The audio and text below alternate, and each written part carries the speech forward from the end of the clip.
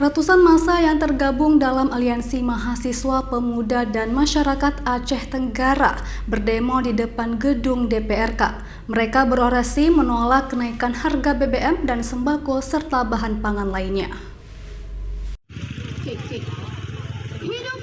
Unjuk rasa dari Aliansi Mahasiswa yang hadir dengan mobil dipasang pengeras suara meneriakan penolakan kenaikan harga BBM sembako serta bahan pangan lainnya yang mencekik leher rakyat kecil.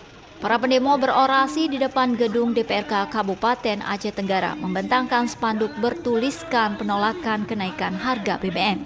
Setelah 30 menit berorasi, kemudian pendemo disambut oleh Wakil Ketua DPRK Aceh Tenggara, Jumadin Selian, dan anggotanya.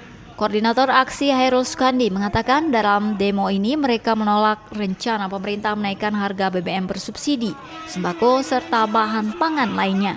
Bukan hanya itu, mereka juga meminta kepada Polres Aceh Tenggara agar menertibkan dugaan adanya mafia penimbunan BBM di Aceh Tenggara serta SPBU yang menjual BBM jerigen dengan jumlah banyak. Di sini ikutan kami tidak lain yang dilakukan ialah yang pertama, turunkan harga BBM dan tolak wacana kenaikan BBM bersubsidi dari pemerintah pusat. Yang kedua, ikutan kami normalisasikan harga pangan atau sembako di pasar-pasar itu.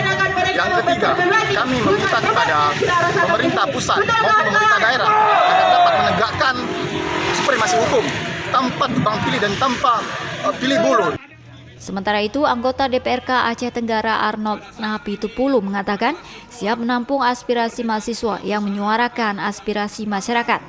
DPRK sangat mendukung karena wacana kenaikan BBM ini merupakan isu nasional di Indonesia dan sebagai wakil rakyat menolak rencana kenaikan BBM bersubsidi. Hal-hal yang menyangkut dengan dugaan, hal-hal yang menyangkut dengan sangkaan, hal-hal yang menyangkut dengan penyampaian aspirasi dengan masyarakat yang dilimpahkan kepada DPRK akan kami tampung.